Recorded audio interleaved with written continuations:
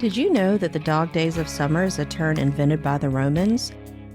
The dog days begin at the end of July when the dog star, or Sirius, begins to rise in the morning just before the sun. With its summertime appearance, the Romans believed that Sirius added more heat to our solar system's sun. The dog star gives us these dog days of summer. Welcome to the Lore of the South.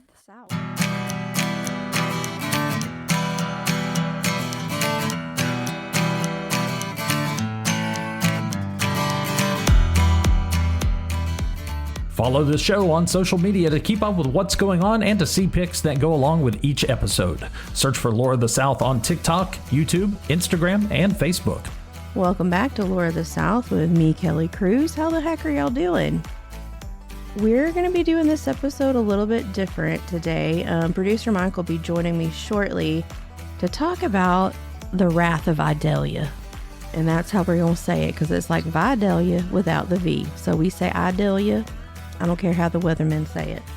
But y'all, it has left a path of destruction again across rural North Florida that is unlike anything we've seen around here in quite some time. And it is getting little to no coverage. And these folks need help. It has hit some of the most rural and poorest areas in Florida. The news people were so happy when it didn't hit Tampa or highly populated areas or whatever. But here's the difference. Those areas have the infrastructure to take care of these sorts of disasters. We do not up here. They're pretty much relying on themselves and local churches. And I believe FEMA is here now, but all they do is make lists and send you a check. They're not out there putting your roof back on your house for you or making sure that you have food to eat. They're handing out, vouchers, that sort of thing. So producer Mike, who travels all over North Florida, is going to be joining us to talk about what he has seen while making his deliveries. We'll post a few links in the show notes if anybody has anything that they can contribute to the relief effort here. I'm also going to post links to a couple of YouTubers that I follow, Paleo Chris and Wild Kyle. They're both rock hounds, and they go all over our little creeks and our rivers and stuff. If you're into fossil hunting, follow them. Again, it's Paleo Chris is one channel and Wild Kyle is the other.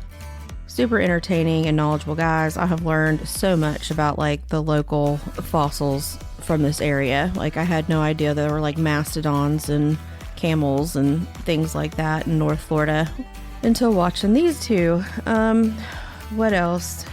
So I guess I'm gonna break here and let producer Mike work his magic for our little sit-down interview about what he's seen in the local areas. Hey y'all, producer Mike's here with me. Say hey, producer Mike. Hey. And like I said before, I brought him in to talk about some of the damage and destruction he has seen while driving around North Florida delivering the Pepperidge Farm goodies. Yeah. It was definitely an eye-opening experience, especially for somebody who's lived in Florida my whole life. And we've seen a number of these hurricanes come through in my lifetime. Now, we've seen pictures and we've all seen video from the Weather Channel of destruction and this and that. And it's all very impactful until you go out and you see it for the first time yourself. And these places that you've been, I've been running the same route for over 15 years and driving around in some of these places that you've driven past 2-3 times a week for 15 years are just obliterated. Yeah. One of his stops is a retirement community. It's called Advent Christian Village. It's in a very rural area of Suwannee County called Dowling Park. It's on the border of Lafayette, which everybody else in the country probably says Lafayette, but we say Lafayette here for some reason.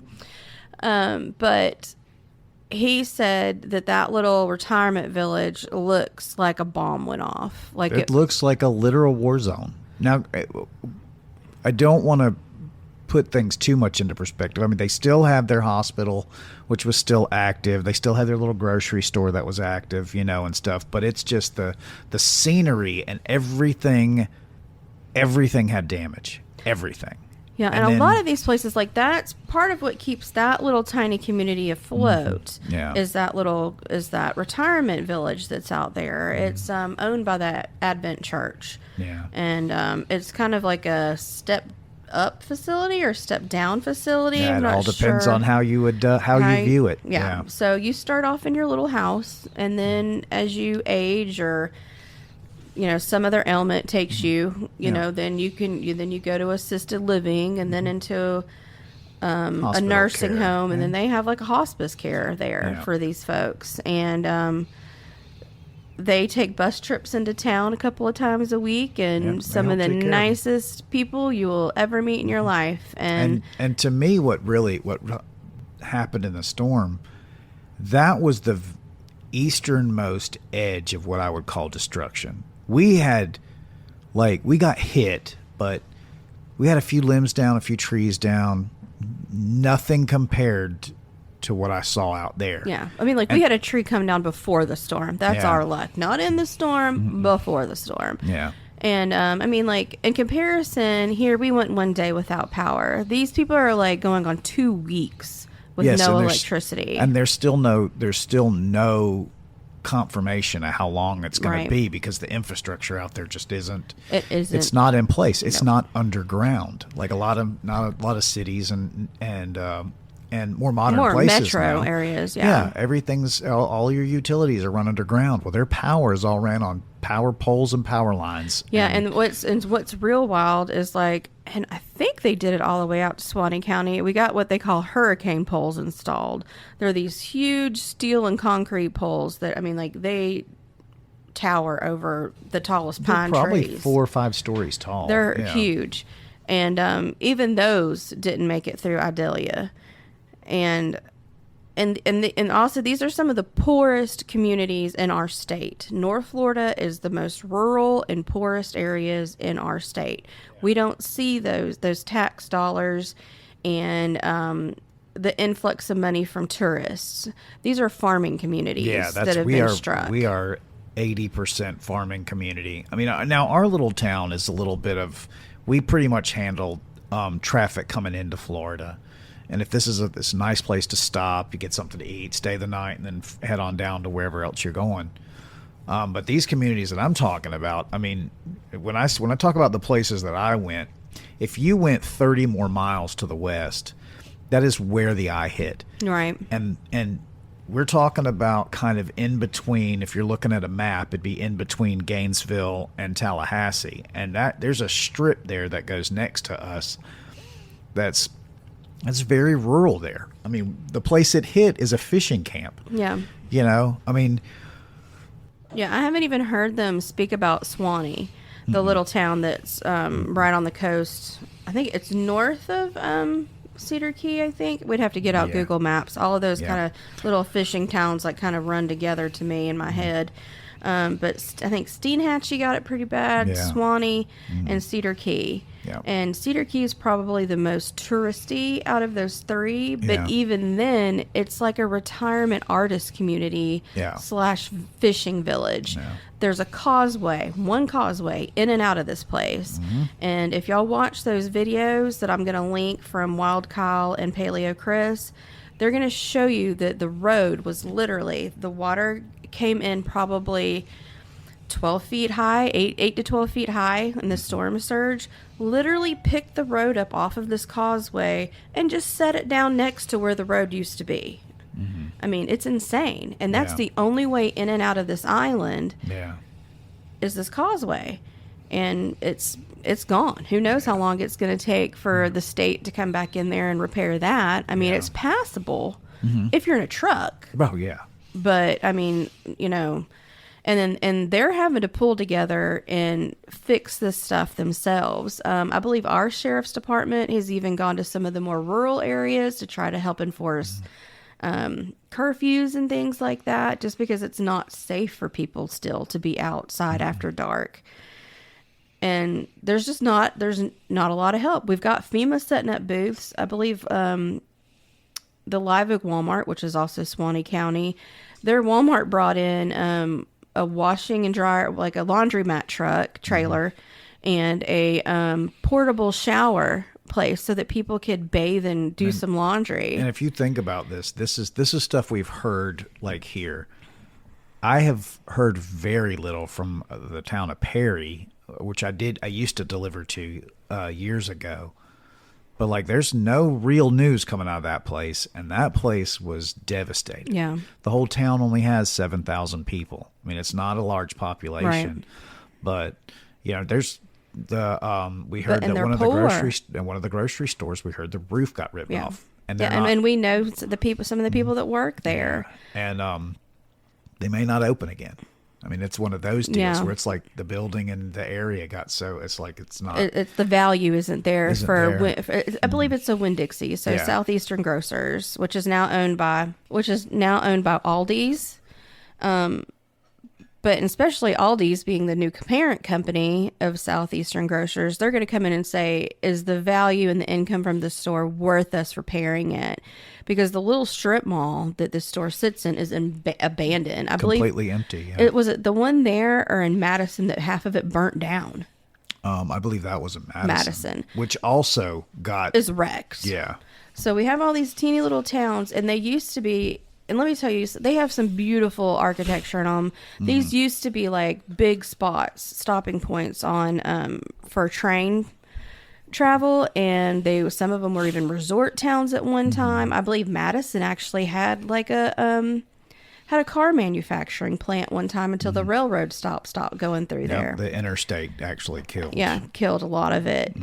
So these are areas that need help. I'm going to post a few links. I think it's mostly churches and locals that are doing the bulk of the work. I haven't heard of any like Red Cross people being on the ground. No. But usually you have that stuff that's covered FEMA and Facebook. churches. So I'm going to try to get some links for y'all if anybody has a way of donations. And I don't even know if it's so much money. These people need supplies. And they need boots on the ground to help them dig out. So if y'all know of anything and can help, have anything to spare, check into these resources that I'm going to gather for y'all. It may take me a day or two. Just keep checking after this episode's posted, because as I get more information, I'll add to the show notes, and also follow our social media, because I'll be posting stuff there. Actually, that may be faster if you check our social media, because sometimes it takes a while for show notes to update. But yeah, we just wanted to try to help get the word out, y'all. Even with our little platform. Yeah, I mean, we don't have that many listeners, but if y'all want to see some of the damage for yourselves, y'all look up. I'm going to post links for Paleo, Chris, and Wild Collie, like I said. Also, if you just go search some of the names of these towns on TikTok or on YouTube, they'll show you firsthand what's happening there. And they're just not getting the coverage. The Weather Channel came in, and where'd they go to? They went to two of the biggest cities in Florida, and we're like, oh, well, it's not hitting here. Yay. Well, the little guys got it, y'all, and the little guys need help. And the only thing that really, I think, kept it from gaining any traction as news is because even when the one hit in the Panhandle a couple years ago, like, it hit Category 5, which made it a record for the area, and yada, yada, that was yada. Michael, right? I think so. And this one, even though it might not have been quite as catastrophic as that one was by literally wiping things off the map, it's almost worse because it left pockets of people who need help, that they need just enough where you're not really getting help. Well, and I'll leave y'all with this one last thing. A really good friend of mine, and he was just, he's now teaching in Germany, and he's from one of these little communities. It's called Jasper. He was practically, born and raised there up until, adulthood, and he moved on and everything, but he still owns a home there and a rental property. His family's still there, and those places are devastated, and a lot of those people are living in an old family homesteads. meaning that these properties could be 50 to over 100 years old. They are not up to the same kind of regulations or that what building codes or any of that stuff. To what these places are on the coast. And then a lot of poor folks, y'all, if their homes are paid for, or even if they can't afford homeowners insurance. There's no insurance. Yeah. I think one of our last insurance companies that covered mobile homes and older properties left the state. Mm-hmm.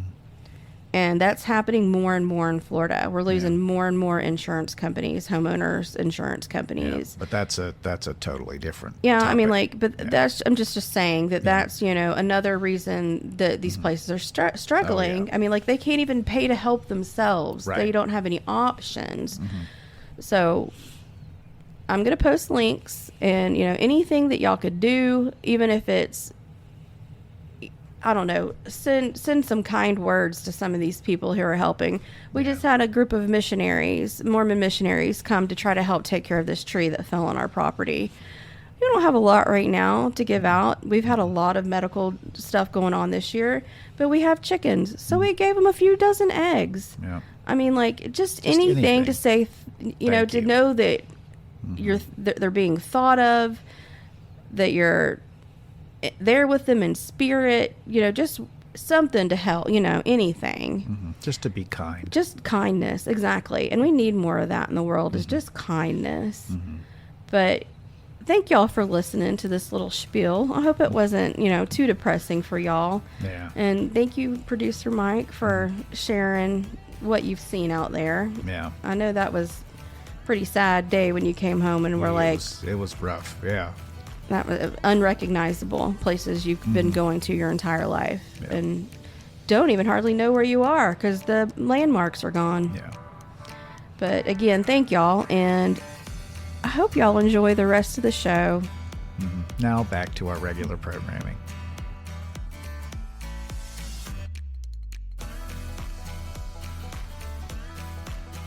So if y'all can help, y'all please click on these links that I'm going to include in the show notes.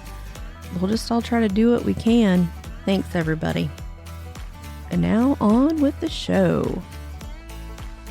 Well, it is September, and that means spooky season is right around the corner. Producer Mike and I will be headed to Halloween Horror Nights next week. I cannot wait. We skipped last year, but after we saw all what the houses and stuff were going to be, this year we bit the bullet and we're like, you know what? We deserve this trip. After the year we have had, we deserve it. And it's only one night, so we're going to make the best of it and going to have a blast. And I keep watching the weather, and it looks like, fingers crossed, y'all, it may not rain that night, and that will be the best if it does not rain, because the last time we went, we were drenched the entire time we were in the parks. I will be sure to share with y'all what our favorite houses were and pictures on our social media when we get back and before the next episode comes out. So now let's dig up some history making news. Y'all, I struggled with this week as I'm writing this, I started writing this a couple weeks ago, but y'all don't tell anybody. It was the 538th anniversary of the Battle of Bosworth Field in Leicestershire, England. On August 22nd, 1485, the last of the Yorks were defeated, ending the Plantagenet line. They were conquered by the army of Henry Tudor, future King Henry VII. Richard III was captured and killed during the battle. There were so many rumors as to what happened to the body of the fallen king, many of which were made up probably about 100 years after his death by none other than William Shakespeare. In September 2012, the truth was finally found with the discovery of Richard's remains. He had originally been buried in Greyfriars Priory, but the church was lost after the Reformation. Hundreds of years pass, and the property is developed. After much research by the Ricardian Society, they narrowed down the possible site of the last York King's final resting place. They garnered funding from several backers under the guise of excavating the old priory. And y'all, sure enough, the king was there. under a parking space that just so happened to be marked with an R. Well, and yesterday was the 123rd anniversary of the Great Storm of 1900. Y'all scroll back in your podcast apps to episode number 22 for what happened on the night of September 8th, 1900 on Galveston Island. It will leave little wonder as to why the whole island has the possibility of being haunted. Welcome to episode 71, The Ghosts of 1900.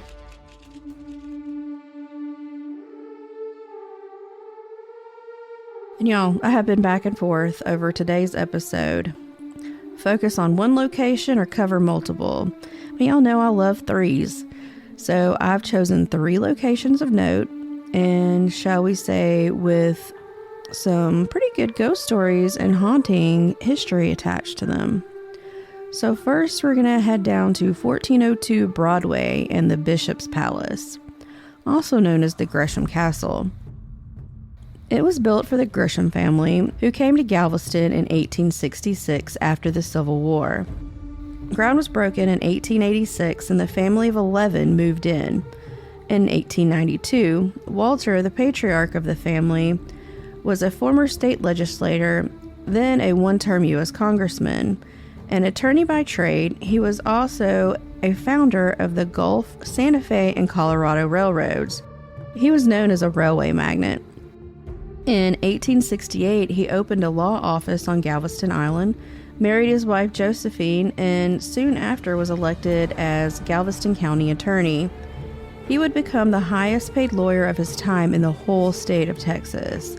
As I mentioned before, the castle was commissioned in 1886. The family moved in 1892, and a grand reception was held. The lady of the house was a lover of grand parties, and she herself an artist. She filled the castle with murals that she hand-painted, and so much greenery, the guests felt like they were in a botanical garden. She was known to throw lavish parties that would last until the next day. She would have pillows laid on the stairs and scattered other places so that the guests could nap if they needed to, before carrying on refreshed and ready for another round of merrymaking.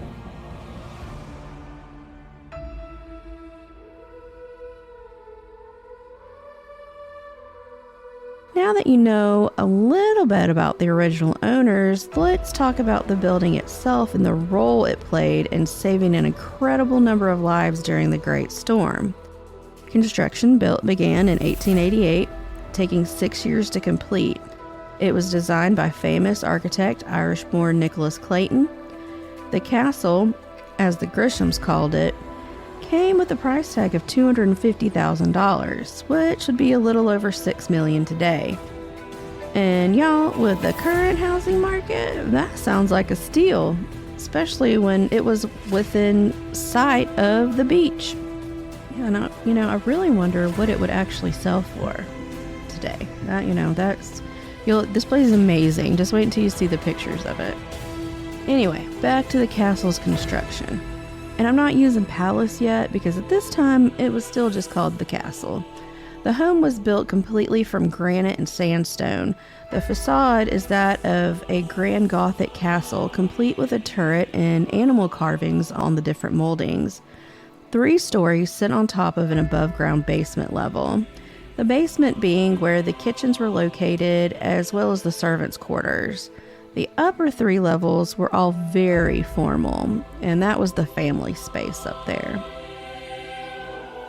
That September night in 1900, the Greshams opened their doors to around 600 refugees from the Great Storm. All lives within were saved. The family continued to house and help their neighbors while the recovery began. The cleanup took a couple of years, and in that time, the entire island was raised over a dozen feet by reinforced steel, sand, and crushed granite and concrete. In 1920, Walter Gresham went to Washington to try to garner more economic help to complete the seawall construction that continues to save the island from future disasters. Walter passed away suddenly while helping his home. He was 79, so maybe it wasn't all that sudden. His body was returned home by train, and he was laid to rest in the Lakeview Cemetery. But apparently it wasn't just Walter's body that returned to Galveston, but his spirit as well.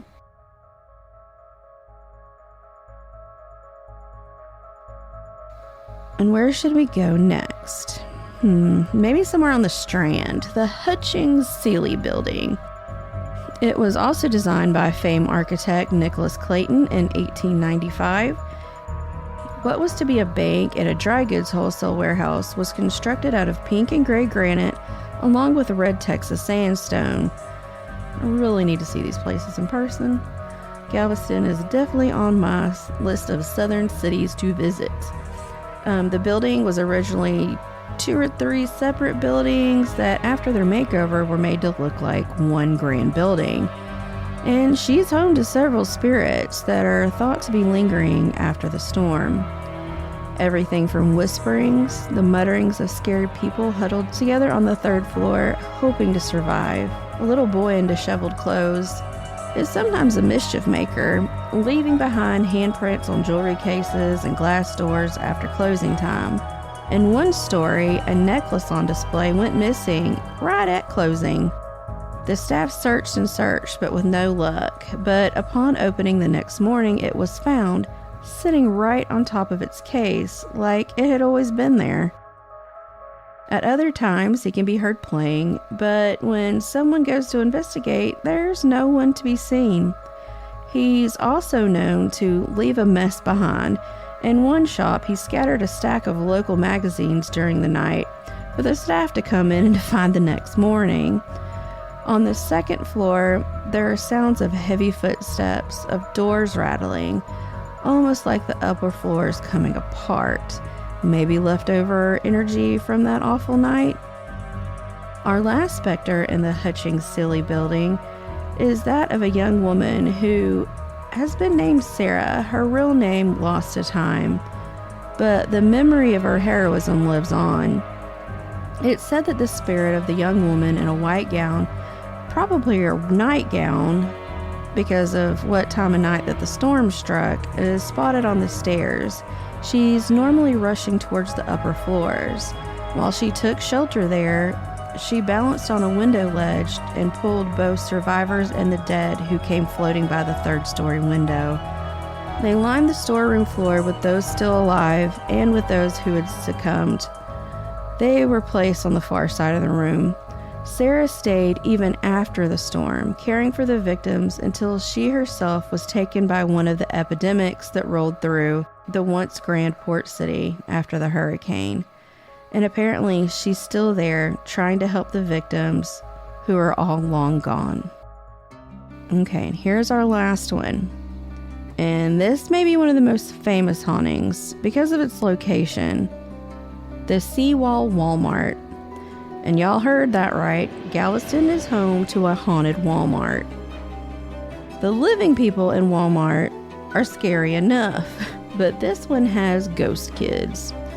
And maybe a lot of them, because this Walmart was built on the site of the St. Mary's Orphanage.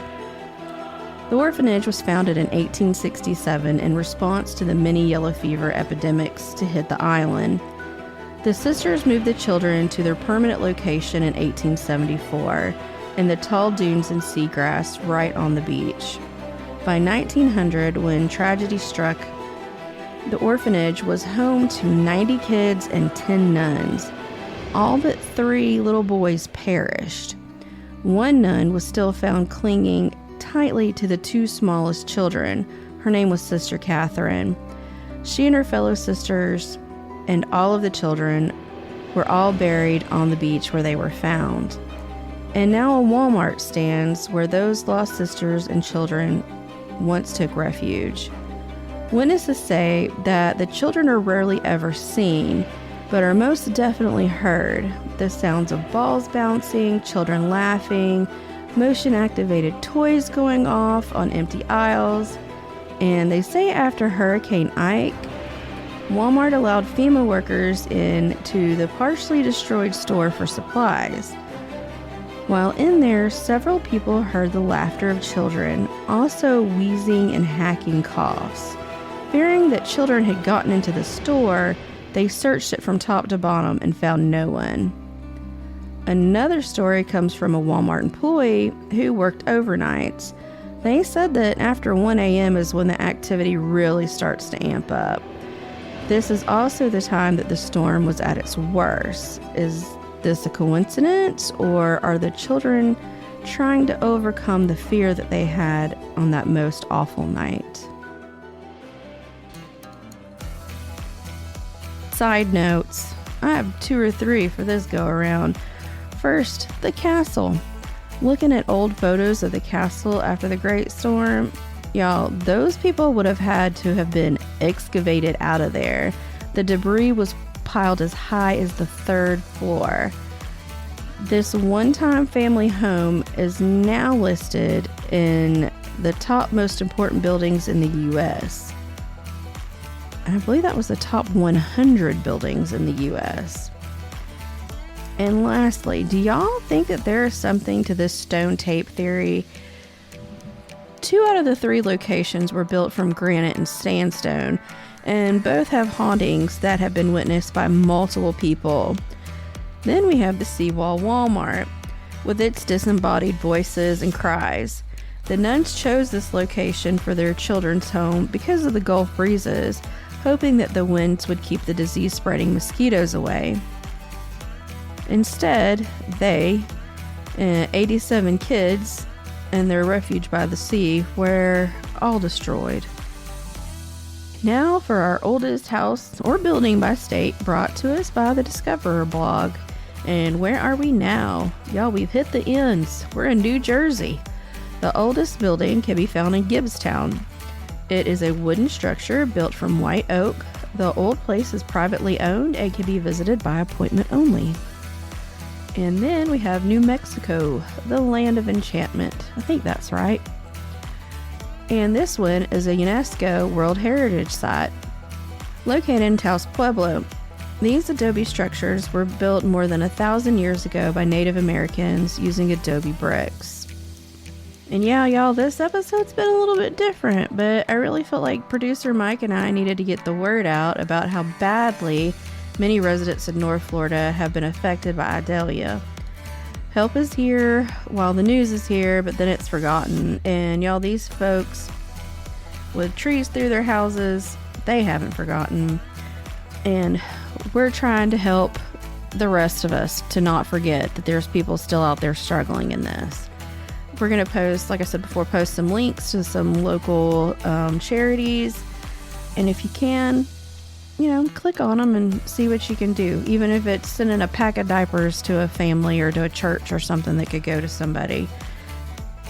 So if you can help, please do. Because y'all, hurricane season doesn't end until November. Y'all be sure to follow us on social media, Facebook, YouTube, TikTok, Instagram. I always post pictures to go along with every episode. If you really liked what you heard, check out our Patreon. You get 3 extra episodes a month over there. 1 being a full episode and 2 being producer Mike and I doing a recap of whatever the story was for that week on the regular feed. If you want to get in contact, you can email the show at laurathesouth@gmail.com. And with that, we'll talk to y'all later on the next episode of Lore of the South. Bye, y'all.